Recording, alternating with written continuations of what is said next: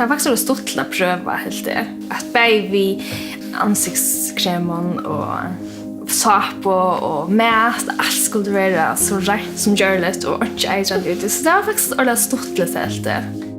Da jeg så bryr så vikna, så var jeg glad så at det var make-up-fjernere som ikke er parfumer og ikke lite enn jo. Jeg var faktisk ordentlig positivt overrasket til at det genererer meg slett ikke. Altså, hun kommer 12 til henne.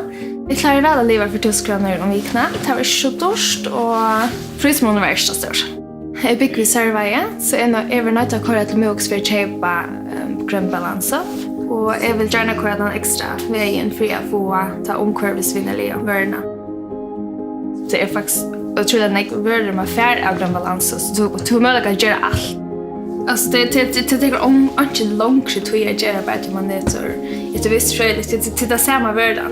Hun er bare visst frøylig. Hun er bare regnere. Det er det bedre, sunnere og akkurat færre bedre i kroppen i at det er visst frøylig.